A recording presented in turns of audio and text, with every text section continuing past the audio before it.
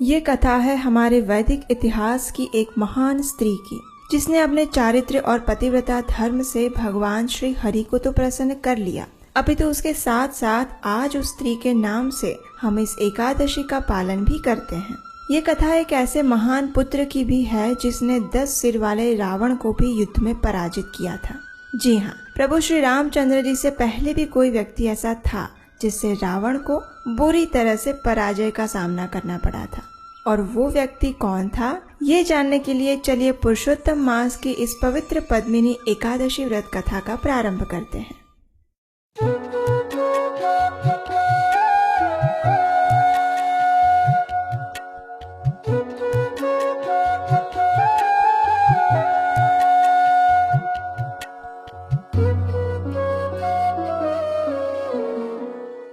हरे कृष्ण।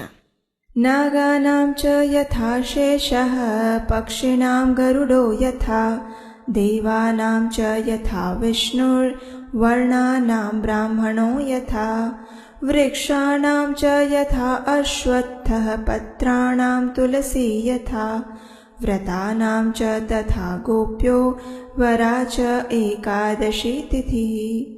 गर्ग संहिता माधुर्य खंड अध्याय 8 श्लोक संख्या 50 और 51 में नारद मुनि राजा बहुलाश्व के संवाद में कहा गया है, हे गोपियों, जैसे नागों में शेष, पक्षियों में गरुड़, देवताओं में विष्णु, वर्णों में ब्राह्मण, वृक्षों में पीपल तथा पत्रों में तुलसी दल सबसे श्रेष्ठ हैं, उसी प्रकार व्रतों में एकादशी तिथि सर्वोत्तम है। और ऐसी ही परम पावनी एकादशी तिथि यानी पद्मिनी एकादशी, ये तिथि विशेष इसलिए भी है क्योंकि ये भगवान को प्रिय और अति दुर्लभ ऐसे पुरुषोत्तम मास में आ रही है। तो चलिए अधिक मास के शुक्ल पक्ष में आने वाली इस पद्मिनी एकादशी व्रत कथा का श्रवण करते हैं। लेकिन ध्यान से सुनिएगा, क्योंकि आज एक कथा के अंदर दूसरी और दूसरी कथा के अंदर तीसरी कथा आने वाली है, तो कहीं आप उलझन में ना पड़ जाएं। इसलिए ध्यान से और धैर्य से अंत तक इस पद्मिनी एकादशी कथा को सुनिएगा। एक समय युधिष्ठिर महाराज ने भगवान श्री कृष्ण से पूछा, हे जनार्दन, अधिक मास के शुक्ल पक्ष में कौन सी एकादशी आती है? इस अत्यंत दुर्लभ और परम कल्याणकारी एकादशी का योग्य रूप से पालन कैसे किया जाए?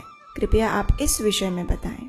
युधिष्ठिर महाराज का प्रश्न सुनकर भगवान श्री कृष्ण ने उत्तर दिया, हे राजन, अधिक मास के शुक्ल पक्ष में आने वाली एकादशी है पद्मिनी एकादशी। यह अत्यंत कल्याणकारी और पवित्र एकादशी है। जो व्यक्ति पूर्ण निष्ठा और श्रद्धा से इसका पालन करता है, वह निश्चित रूप से मृत्यु के बाद मेरे धाम वापस लौटता है। और यहाँ तक कि चतुर्मुख वाले ब्रह्मा जी भी इस एकादशी का संपूर्ण गुणगान नहीं कर पाते। हे अनघ, अब मैं तुम्हें वो पौराणिक कथा सुनाता हूँ जो एक समय पुलस्त्य ऋषि ने नारद मुनि को सुनाई थी। इतना कहकर भगवान श्री कृष्ण ने पुलस्त्य ऋषि द्वारा सुनाई गई कथा कहना प्रारंभ किया। एक दिन ऋषि पुलत्स्य और नारद मुनि के बीच संवाद हो रहा था। ऐसे में पुलत्स्य ऋषि ने नारद मुनि से कहा, एक समय मैंने दशानन रावण को कृतवीर्य अर्जुन की कैद से मुक्त करवाया था। अब देखिए, ये सुनकर नारद मुनि को अत्यंत आश्चर्य हुआ और उन्होंने पूछा, हे ऋषिवर, रावण तो अत्यंत शक्तिशाली था और उसने तो इंद्र जैसे देवताओं को भी परास्त किया था, तो फिर कार्तवीर्य अर्जुन उसे कैसे परास्त कर पाए? नारद मुनि के इस प्रश्न के उत्तर में पुलत्स्य मुनि ने एक कथा कह सुनाई, जो कि इस प्रकार है। त्रेता युग में हय राजवंश में कीर्तवीर्य अर्जुन नाम का एक महान राजा हुआ था। उसकी राजधानी माहिष्मती थी और उस राजा की 1000 रानियां थीं। राजा इन सभी रानियों से एक समान प्रेम करते थे, लेकिन दुर्भाग्य से किसी भी रानी से उन्हें कोई संतान प्राप्त नहीं हो पाई थी। राजा ने अनेक यज्ञ, तपस्या और अनुष्ठान किए, अनेक ऋषियों और विद्वानों से उपाय पूछे, लेकिन एक ऋषि के द्वारा मिले हुए श्राप के चलते वे निसंतान ही रहे।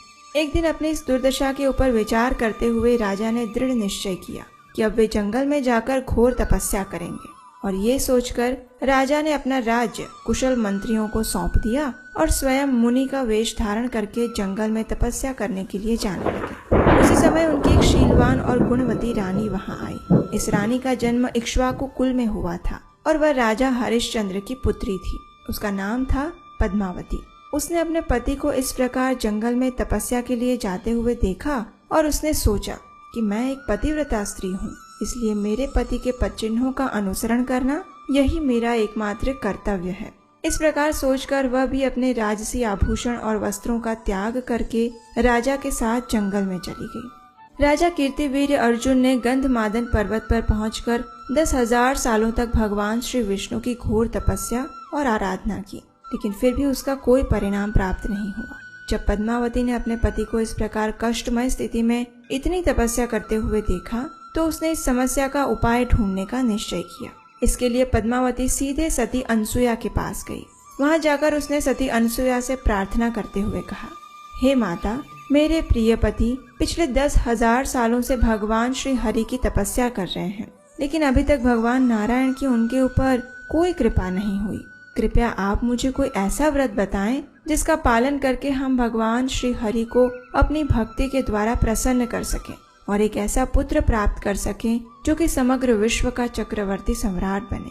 पद्मावती की व्यथा सुनकर महान ऋषि कर्दम मुनि की पुत्री सती अनसुया ने अधिक मास के शुक्ल पक्ष में आने वाली इस एकादशी के महात्म्य का वर्णन कह सुनाया और इसके साथ ही इस व्रत का पालन करने की विधि भी बताई। पद्मावती ने इन आदेशों का यथारूप पालन किया और इस एकादशी व्रत का पालन किया। उसकी भक्ति और निष्ठा से प्रसन्न होकर भगवान श्री नारायण उसी क्षण वहां प्रकट हुए। उन्होंने कहा, हे पद्मावती, पुरुषोत्तम मास में भक्ति और निष्ठा से तुम्हारे द्वारा इस एकादशी के व्रत का पालन करने से मैं अत्यंत प्रसन्न हुआ हूँ। बताओ तुम्हें क्या वरदान चाहिए। भगवान श्री नारायण की अत्यंत मधुर वाणी सुनकर पद्मावती अत्यंत भाव विभोर हो उठी। उसने पूर्ण पुरुषोत्तम भगवान श्री हरि को प्रणाम किया, अनेक प्रार्थनाओं द्वारा उनका गुणगान किया और अंत में एक महान पुत्र प्राप्त करने की अपनी इच्छा प्रकट की। पद्मावती के वचन सुनकर भगवान श्री हरि ने कहा, पुरुषोत्तम मास से ज्यादा मुझे और कोई मास पसंद नहीं और इस अधिक मास में आने वाली एकादशी बाकी सभी एकादशियों में मुझे सबसे अधिक प्रिय है। इस एकादशी के दिन श्रद्धा पूर्वक संपूर्ण उपवास करके तुमने मुझे प्रसन्न कर लिया है, इसलिए तुम्हारी इच्छा अवश्य पूर्ण होगी। ये कहकर भगवान श्री हरि ने राजा कीर्तिवीर्य अर्जुन से कहा, हे राजन, तुम्हारी पत्नी द्वारा पुरुषोत्तम मास की एकादशी का पालन करने से मैं उस पर अत्यंत प्रसन्न हूँ, इसलिए तुम भी अपना मनचाहा वर मांग सकते हो। ये सुनकर राजा अत्यंत प्रसन्न हुए। उन्होंने भगवान से प्रार्थना करते हुए कहा, हे ब्रह्मांडपति, हे मधुसूदन, कृपया आप मुझे एक ऐसा पुत्र प्रदान करें जो किसी भी देवता, मनुष्य, असुर, दानव या अन्य जीव से कभी भी युद्ध में परास्त ना हो, जिसे केवल आप ही परास्त कर पाएं। भगवान श्री हरि ने उसी क्षण तथास्तु कहा और वहां से अदृश्य हो गए। राजा कीर्तिवीर्य अपनी पत्नी पद्मावती से अत्यंत प्रसन्न हुए। कुछ समय बाद रानी पद्मावती ने एक तेजस्वी पुत्र को जन्म दिया, जिसका नाम कार्तवीर्य अर्जुन पड़ा। तीनों लोकों में ये ऐसा तेजस्वी राजा बना जिसे भगवान श्री नारायण के सिवा कोई भी नहीं हरा पाया। उसकी माता पद्मावती द्वारा की गई तपस्या और भक्ति के कारण कार्तवीर्य अर्जुन 10 शीश वाले अत्यंत शक्तिशाली रावण को भी युद्ध में परास्त कर पाया। इस प्रकार पद्मिनी एकादशी की कथा का समापन करते हुए भगवान श्री कृष्ण ने युधिष्ठिर महाराज से कहा, हे राजन, जो व्यक्ति पूर्ण निष्ठा और भक्ति से इस एकादशी का पालन करना चाहता है, उसे दशमी के दिन में मात्र एक समय भोजन लेना चाहिए। उसके उपरांत दशमी के दिन उड़द दाल, पालक, चने, मधु इत्यादि का उपयोग नहीं करना चाहिए। जमीन पर सोना चाहिए और ब्रह्मचर्य का पालन करना चाहिए।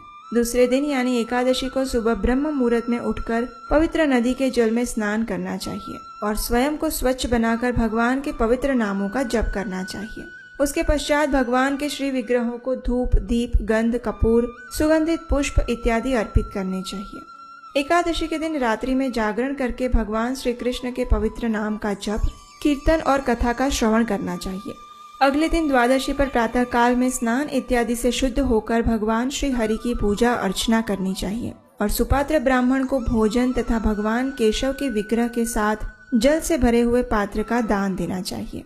इस प्रकार पद्मिनी एकादशी का पालन करने से मनुष्य को इस भौतिक जगत में हर प्रकार के सुख की प्राप्ति होगी और मृत्यु के बाद आध्यात्मिक जगत मिलेगा। तो ये थी भगवान श्री कृष्ण द्वारा कही गई पद्मिनी एकादशी की व्रत कथा और विधि। तो पद्मिनी एकादशी के इस शुभ अवसर पर आप हरे कृष्ण महामंत्र की कितनी माला का जप कर रहे हैं, ये हमें नीचे कमेंट बॉक्स में लिखकर जरूर बताइएगा। और अगर आप हमारे चैनल पर पहली बार आए हैं तो याद से नीचे सब्सक्राइब बटन पर क्लिक कर लीजिए, क्योंकि यहीं पर आपको वैदिक शास्त्रों से प्रमाणभूत सुंदर कथाएं नियमित रूप से मिलती रहेंगी। इसलिए आपके अपने इस चैनल को सब्सक्राइब किए बिना मत जाइएगा। अब देखिए, जैसा कि आप जानते हैं, इस पुरुषोत्तम मास में हम प्रतिदिन आपके लिए श्रीमद् भागवतम से सुंदर कथा प्रसंगों को लेकर आ रहे हैं। और हमारा विश्वास करिए, ये कार्य हमारे लिए बिल्कुल आसान नहीं है। अगर आप हमारे प्रयास की प्रशंसा करते हैं और इस वैदिक ज्ञान के प्रचार में अपना भी सहयोग देना चाहते हैं, तो स्क्रीन पर दिए गए नंबर पर आप हमें अपना आर्थिक योगदान भेज सकते हैं। आपके सहयोग से हमारा तो उत्साह बढ़ेगा ही, लेकिन सनातन धर्म के सही ज्ञान को प्रसारित करने का पुण्यफल आपको भी प्राप्त होगा। तो चलिए, पुरुषोत्तम मास के इस पावन अवसर पर पद्मिनी एकादशी का संपूर्ण श्रद्धा और नियम पूर्वक पालन करते हैं और अपने मन, शरीर और जीवन को परम भगवान श्री कृष्ण के चरण कमलों में अर्पित करते हैं। हरे कृष्णा।